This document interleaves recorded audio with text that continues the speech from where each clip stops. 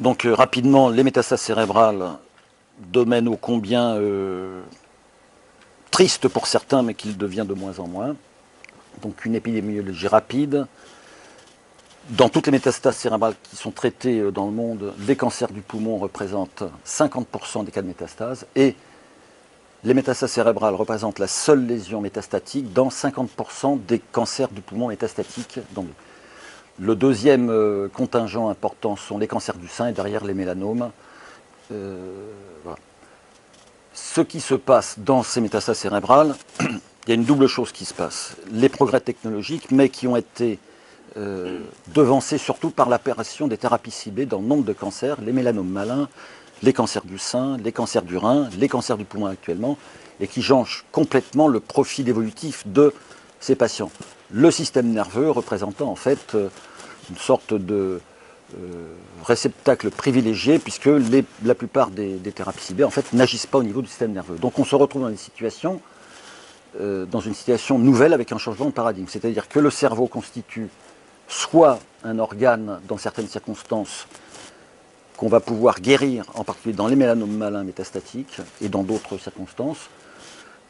Et pour guérir cette maladie cérébrale, il faut faire appel à des techniques qui sont des techniques de manipulation un peu compliquées et qui nécessitent une expérience importante, une équipe qui n'est pas que l'équipe de radiothérapie, donc qui nécessite au sein de RCP, de l'équipe qu'on a à Pasteur, des neuroradiologues entraînés à la fois dans le diagnostic des lésions, dans leur suivi, dans le diagnostic des complications, des neurochirurgiens et bien entendu les cancérologues d'organes dont l'avis est très important pour porter l'indication initiale.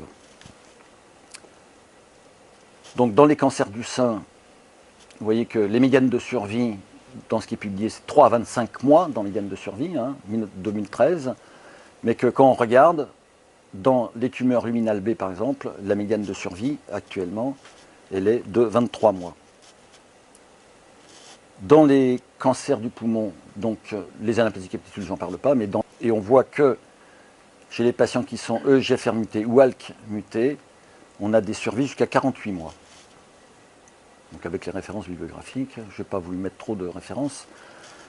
Avant l'apparition des thérapies ciblées, quand on regarde les séries qui sont intéressées aux patients qui ont de multiples métastases cérébrales, 92% des patients ne meurent pas de leur métastase cérébrale, mais de pathologie extracrânienne.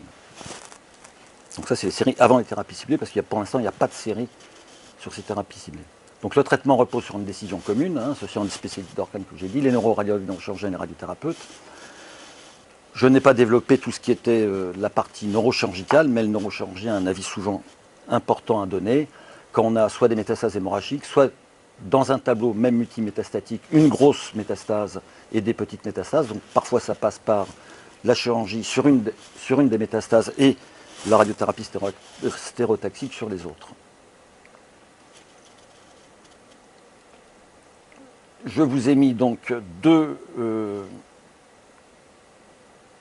évaluations de l'état du patient au moment de la métastase cérébrale. Donc on a là ce qu'on appelle les RPA qui ont été publiés la première fois en 1997 et avec là les médianes de survie en fonction, donc la classe 1 qui étaient les patients de bon pronostic, les classes 3 les patients qui sont grabataires, mais ça date de 1997. Il y a une classification RPA qui a été modifiée. Vous voyez que les médianes, actuellement, n'ont plus rien à voir. Et la deuxième échelle qui permet de classifier donc les patients en fonction d'un certain nombre de critères qui sont l'âge, l'état général, la présence de métastases extracrâniennes, le nombre de métastases cérébrales. Donc, quand on somme chacun des critères, on voit qu'on aboutit, donc, dans les patients de mauvais pronostic, à des médianes de survie qui sont courtes. Et, donc ça, c'est les cancers du poumon, quand tous les bons facteurs sont réunis avec des médianes de survie qui sont déjà longues, et ça, encore une fois, en l'absence de thérapie ciblée. Alors, l'irradiation cérébrale stéréotaxique, donc il y a plusieurs types de techniques, la gamma unit, les accélérateurs, les appareils dédiés type CyberKnife, qui tous, à l'heure actuelle, ne permettent de traiter qu'une seule cible à la fois. C'est-à-dire qu'on a 3, 4, 5 ou 10 métastases cérébrales, on est obligé de faire une séance sur chacune des métastases cérébrales. Ce qui change la donne, donc, c'est les nouveaux accélérateurs, donc le Versa HD qu'on a, qui permet de traiter de multiples cibles en une seule séance. Donc c'est un gain considérable pour le patient, puisqu'il a une seule séance au lieu d'avoir 10 séances quand il y a 10 métastases.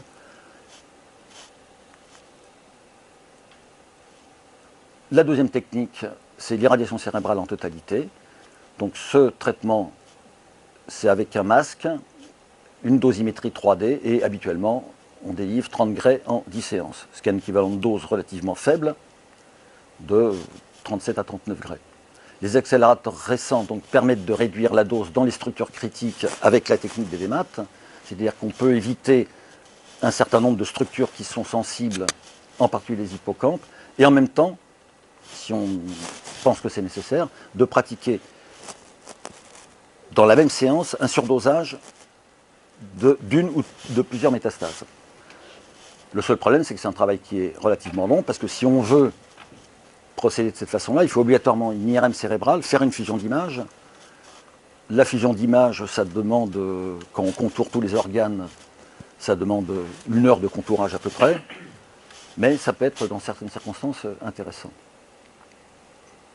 Je reprends un peu l'historique, l'irradiation stéréotaxique cérébrale dans la région, la gamma unit en 92 à la Timone, l'accélérateur au CHE, donc j'ai commencé en 97, ça fait oui, déjà 20 ans. Je suis jeune, mais j'ai commencé à travailler très jeune. Le CyberKnife au CAL en 2007. Et actuellement, donc, ces accélérateurs qui permettent des traitements multicibles et d'être beaucoup plus performants que le CyberKnife dans ces circonstances-là. Donc le CyberKnife, la gamma unit de perfection qui est à Marseille. Donc je reprends un peu l'historique de ce qu'on a fait au centre. En 1997, donc on utilisait des cadres invasifs. Vous voyez que là, il y a 20 ans, c'était un peu plus lourd comme technique que ce qu'on fait maintenant. Donc cadre invasif, l'IRM était faite avec le cadre invasif. Après, le patient attendait, bien entendu, qu'on ait fait la fusion d'image, la dosimétrie. On n'utilisait que des collimateurs circulaires à l'époque, donc vous voyez, ce n'était pas des multilabs. Donc on changeait le collimateur, si on avait une cible qui était un peu complexe, il fallait utiliser plusieurs tailles de collimateurs qu'on changeait. Et donc la technique, c'était des arcs sur un accélérateur, c'est un peu comme des quartiers d'orange, donc avec la dose qui est délivrée le long de ces arcs. Donc une technique qui était quand même complexe, qui durait assez longtemps aussi en temps d'irradiation.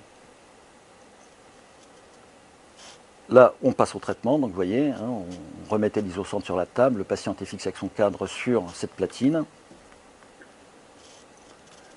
Pour vous donner une idée de la dangerosité, de la nécessité d'être expérimenté dans ce type de traitement, en général, dans les métastases cérébrales, on donne entre 16 et 20 gray en une séance. Ça équivaut à une dose biologique de 110 gray, ce qui est énorme. Quand on traite un cancer du poumon, on donne 60-66 gray, donc là on a des doses qui sont vraiment très importantes.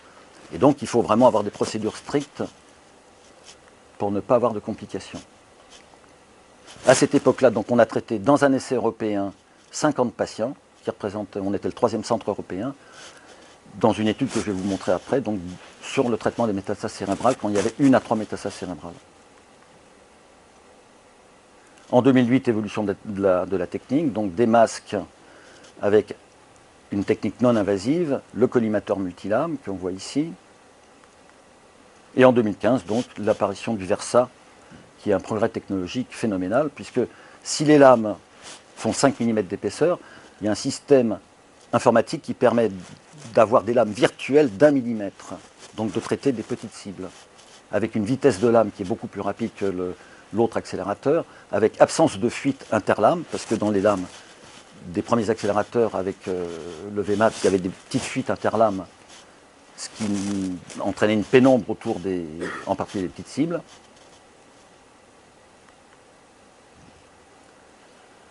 Alors là, je fais un état des lieux un peu rapide. Donc le traitement, donc l'irradiation sérotoxique. Alors j'ai mis peine à convaincre, puisque l'essai de l'ORTC a commencé en 97, donc un essai européen. Il a été publié en 2011, et dans la région, il y a encore beaucoup de centres, enfin dans la région ou en France, qui n'utilisent pas l'irradiation cérébrale stéréotaxique.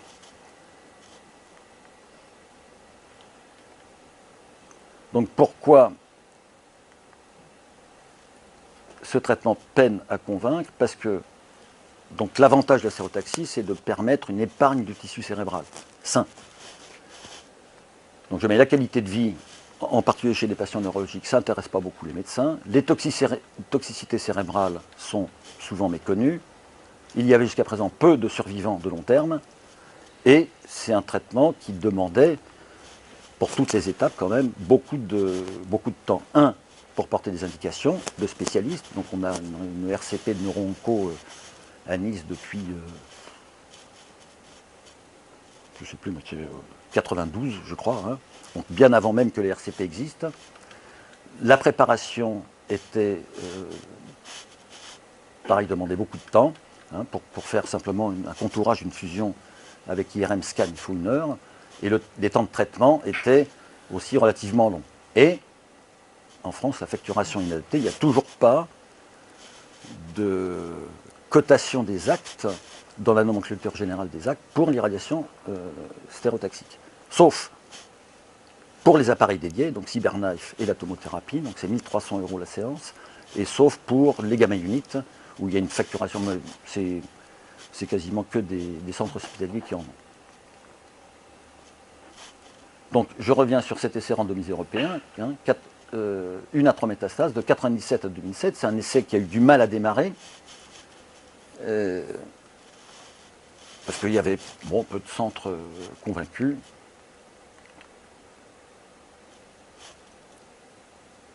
Donc vous voyez, on était quand même le 3e centre de... Donc on avait décidé à Nice aussi de tous travailler ensemble. Donc à l'époque, on a fait cet essai, on s'était réunis tous, la Cassagne, le CHU et le CHE, et on incluait les patients sous le seul nom du CHE pour ne pas avoir de déperdition. Donc c'est grâce à Marc Freinet, parce que quand l'essai nous a été proposé, la Cassagne ne faisait pas d'irradiation stéréotaxique, donc ils avaient dit non. Et Marc Freinet, qui était quand même la pierre angulaire de la RCP de neuro-onco, un jour m'en parle, on était voir le directeur du centre, on a décidé donc de tous s'unir pour faire ce traitement. Et bien qu'on ait pris l'essai en cours de route, c'est-à-dire ils avaient déjà inclus depuis 5 ou 6 ans les patients dedans, à la fin, on était quand même le 3e centre européen. Cet essai on ne pouvait faire rentrer dans cet essai que si, comme pour l'essai AbbVie par exemple, Liliane, que si la technique était validée par les autorités européennes, en particulier il y avait une visite du matériel dans le centre, etc. Donc l'essai a été publié en 2011. Donc le design de l'essai, c'était les patients qui étaient en bon état général, qui avaient 1 à 3 métastases cérébrales. Alors, le traitement local de la métastase pouvait être soit la chirurgie, soit la radiochirurgie. Mais toutes les métastases devaient être traitées de la même façon. Donc soit, s'il y avait 3 métastases, il fallait 3 chirurgies ou 3 radiochirurgies. Bon, les autres critères sont des... Bon, il n'y avait pas les anaplésies capticellules, les lymphomes, etc. Il ne fallait pas qu'il y ait de métastases méningées. Donc en tout, dans cet essai, il y a eu 359 patients, toute histologie confondue, et les résultats sont intéressants. Parce que si, effectivement, les patients qui étaient traités avec un traitement local, en particulier la chirurgie, n'avaient pas de traitement, donc le traitement c'était soit traitement local puis observation, soit traitement local et irradiation cérébrale en totalité. Donc les récidives métastatiques étaient in situ, étaient plus fréquentes, en particulier chez les patients qui avaient une chirurgie seule, quoique le patient le plus long survivant de cette étude, c'est un brancardier du CHU qui a été opéré d'une métastase, qui n'a pas été irradié et qui est toujours vivant, sans récidive, sans séquelles. Ça fait 12 ans. Et l'autre, il a été irradié, il a une leucoencéphalopathie. Et donc, résultat intéressant de cet essai, c'est qu'il y ait une observation, que le patient n'ait pas d'irradiation cérébrale ou qu'il en ait une, la survie, donc la survie globale, est identique, et donc la survie globale est là, et la survie avec dégradation de l'état général est strictement identique. Ça veut dire que l'irradiation cérébrale sur la survie des patients ne jouait pas, même s'il y avait plus de récidives neurologiques, métastatiques, quand les patients n'avaient pas d'irradiation cérébrale. Donc ça, c'est la conclusion de l'essai. Deuxième essai d'Eric qui était publié en 2016, un essai américain, donc pareil, hein, le design était le même, 1 à 3 métastases cérébrales. Voilà, et donc en fait qui montre exactement la même chose. Voilà. Donc chez les patients, l'utilisation, donc là il n'y avait pas de chirurgie, c'était que la radiochirurgie. L'utilisation de l'irradiation cérébrale en totalité ne rajoute rien.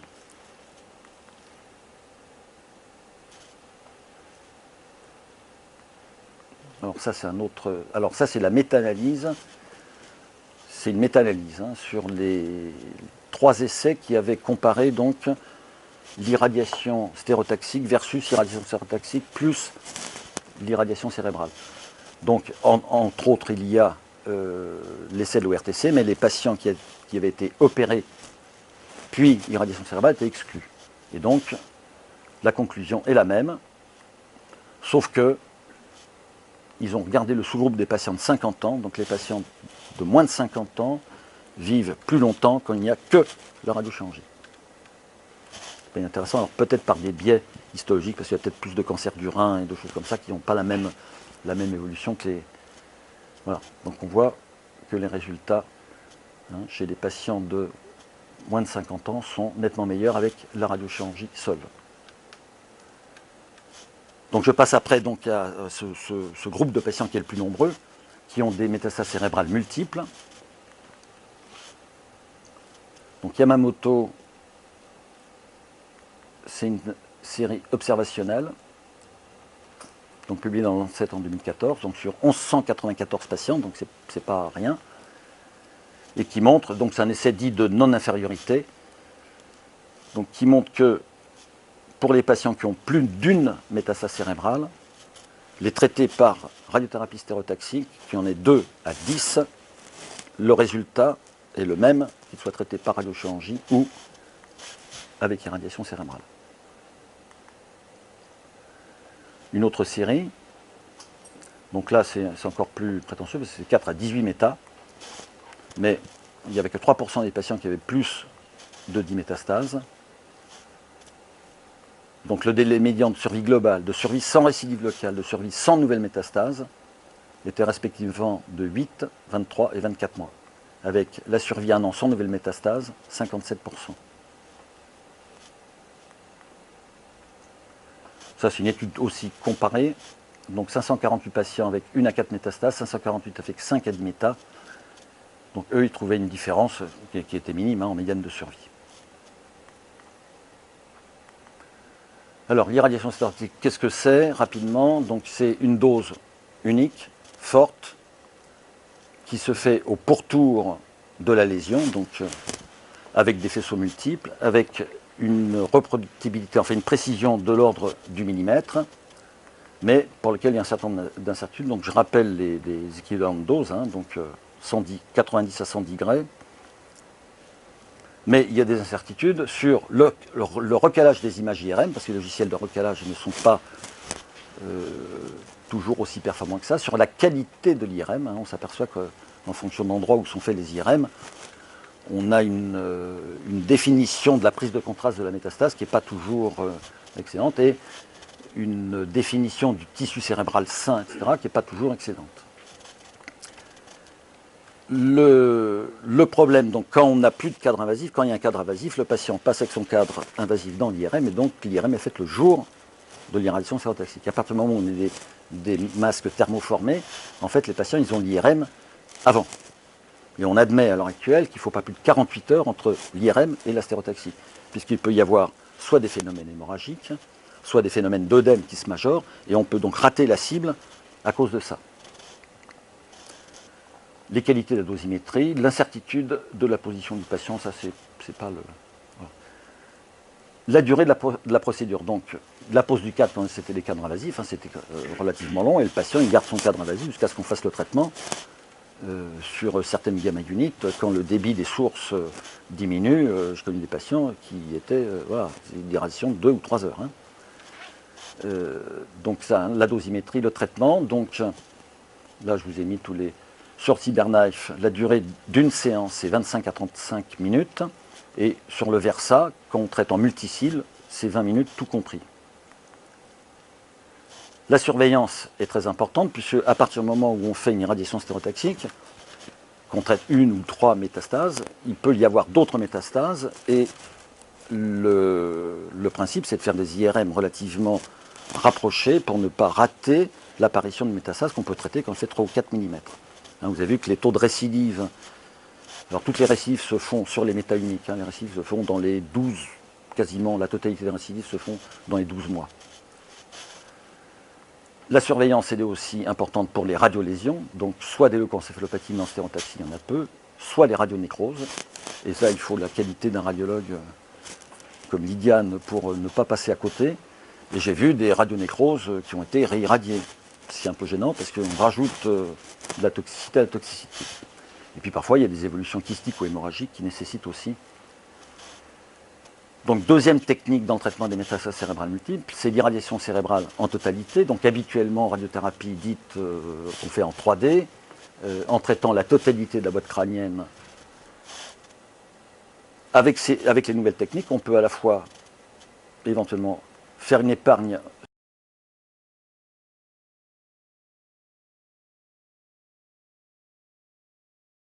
hippocampale, je vais vous parler après de pourquoi de l'hippocampe, ou un boost intégré.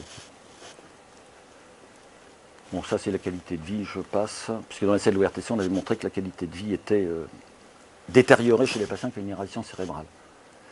Donc ça, c'est la technique de radiothérapie qui permet de faire ce qu'on appelle une épargne hippocampale. Donc les lames qui bougent, etc., permettent de diminuer la dose en plein volume irradié dans les hippocampes, parce que c'est ça qui donne essentiellement des troubles neurocognitifs. Donc les troubles neurocognitifs, les séquelles de radiothérapie, donc troubles neurocognitifs, la fatigue, l'alopécie.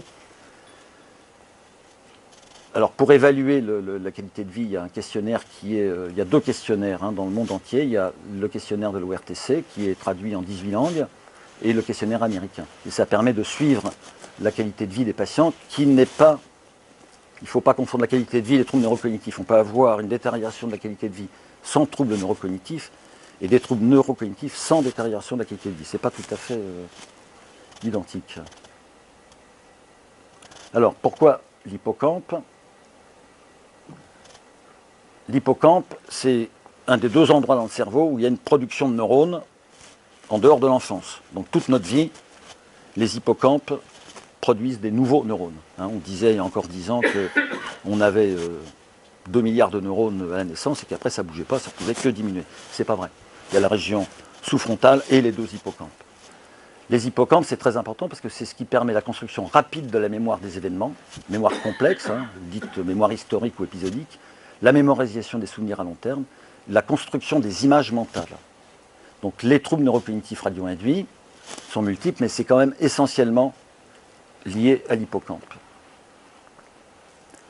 Il y a eu un essai du RTOG, qui est un essai de phase 2, hein, qui a étudié la détérioration à 4 mois neurocognitive. Et on voit que les patients traités par irradiation cérébrale en totalité stéréotaxie, il y a 52%, et il y a des chiffres encore plus élevés, de troubles neurocognitifs à 4 mois. 24% stéréotaxie seule, parce que les troubles neurocognitifs sont aussi liés à la présence de métastases, hein, c'est pas univoque, et qu'avec la protection hippocampique, on descendait à 19%.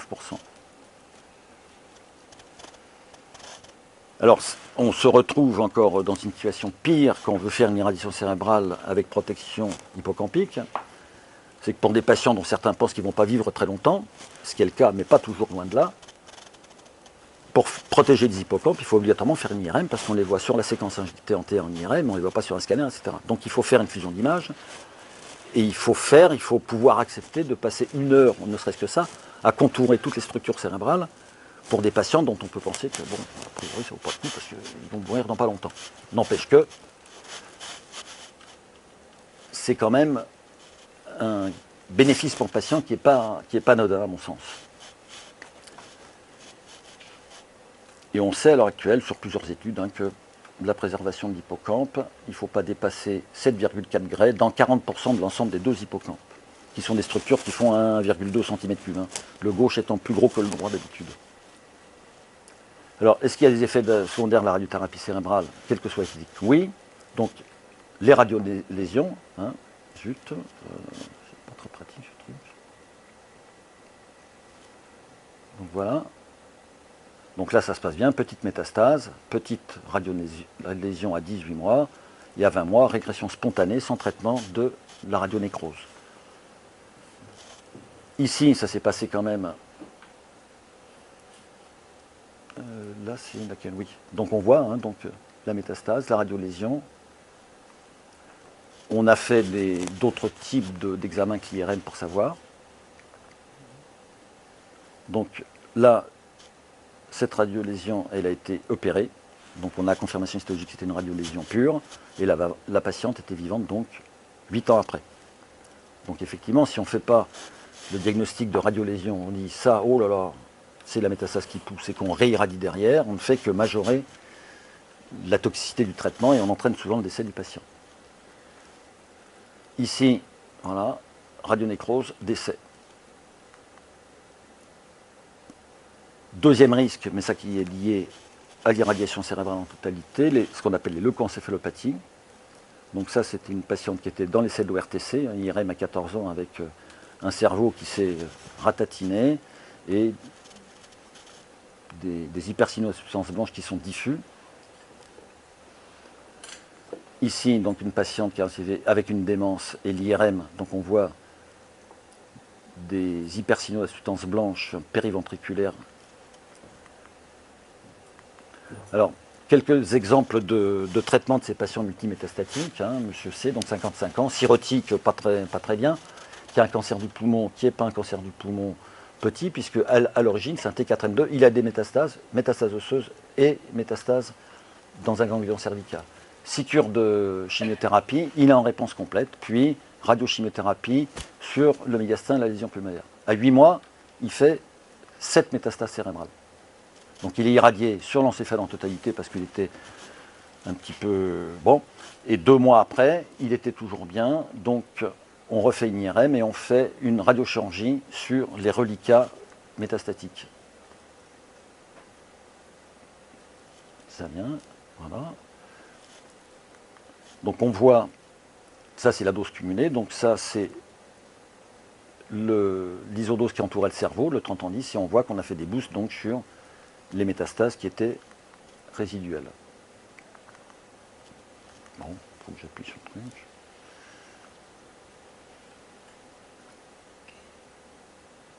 Donc après, il fait une récidive locale, il met sous antipédine, sous nivolumab, et on est à 22 mois du traitement. Il a des lésions qui sont toujours présentes. Sur les 7, il y en a 5 qui sont toujours présentes, qui ont diminué et qui restent stables depuis 18 mois. Un autre cas intéressant, donc une femme qui a 47 ans, qui a un cancer du sein, bilatéral, à chair de plus, et elle a son traitement local. À 4 ans, elle fait une rechute pulmonaire et osseuse. Et à 6 ans, donc 2 ans après les premières métastases, elle fait 10 métastases cérébrales. C'est une infirmière, elle a 4 lignes de chimiothérapie, elle est en bon état général, elle refuse de voir ses cheveux magnifiques tomber, et donc je lui fais une irradiation stéréotaxique de toutes ces métastases, grosses et petites, et donc, pardon, et donc là on voit donc, les cheveux à 2 mois, donc elle a toujours ses cheveux, il y a des petits... Sur les multiples, il y a quand même des petits surdosages qui font qu'il y a une chute de cheveux, mais quand on la voit de face, elle est tout à fait normale. Elle est partie à Nouméa faire de la plongée sous-marine.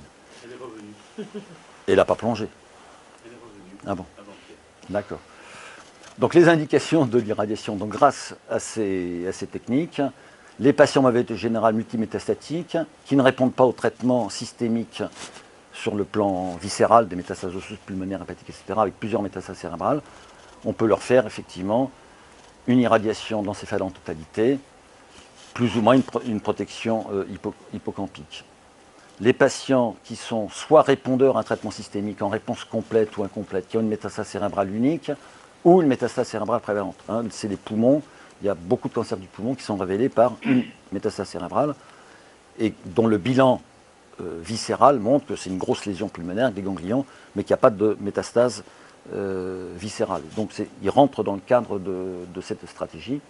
Donc ceux-là, on peut leur proposer donc, soit la chirurgie quand elle est indiquée, dans ce cas-là on fait une radiothérapie stéréotaxique des bords de la cavité opératoire suite à l'essai de l'ORTC, soit une radiochirurgie seule. Et les doublés.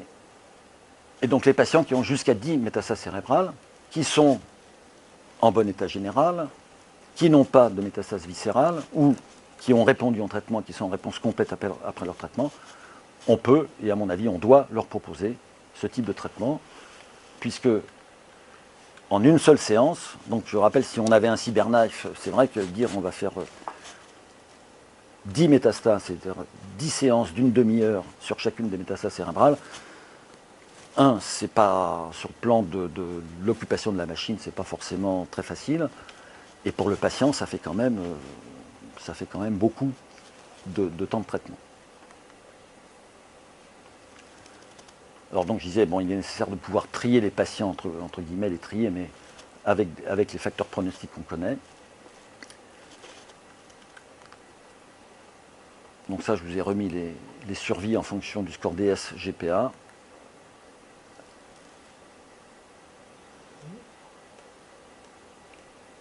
Donc surtout, ce qui est important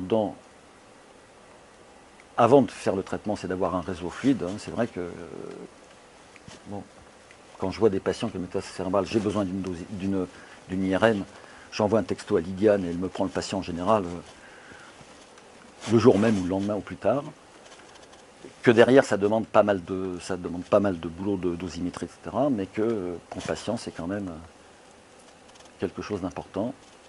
Et pour moi, la radiochirurgie doit être la règle, et ça commence à être, c'est la recommandation de la NOCEF, hein, qui est l'association de neuro-onco d'expression française, jusqu'à 5 métastases cérébrales chez les patients en bon état. Alors simplement, ils excluent les patients qui ont plus de 70 ans, alors qu'à mon avis, le cerveau de 70-80 ans, il est aussi fragile que le cerveau d'un gamin de 3 ans. Donc je dirais que quand ils ont 80 ans, c'est raison de plus, quand il y a une méta unique, de faire une radiochirurgie. Sinon, je ne comprends pas. Donc le réseau, c'est très important. Des compétences sont aussi très importantes, et pas seulement du radiothérapeute, hein, c'est compétences de tout le monde en fait. Hein. La technologie, pour nous, ça ne pose pas de problème, hein, surtout que ça, par rapport à ce qu'on faisait il y a 20 ans, où on traitait des patients, on commençait à faire les stéréos à 22 h, on terminait à 1 h du matin, hein, à l'époque. Voilà. Et de la nomenclature, bon, c'est pas forcément enfin, à mon sens, c'est pas le problème. Voilà. Et pour vous dire que ce n'est pas que mon idée, puisqu'il y a un essai de phase 3 français qui est en train de se mettre en place chez les patients. Donc c'est Noël à Strasbourg, donc j'ai reçu le mail aujourd'hui. Hein, donc il propose de faire un essai, alors il dit un trifractionné, c'est pas un trifractionné, c'est de faire 3 séances, c'est de faire 3 fois 11 grès au lieu de faire une séance de 20 grès. Bon, chez les patients atteints de 4 à 10 métastases cérébrales. Donc c'est un mail que j'ai eu aujourd'hui. Voilà, je crois que j'ai terminé.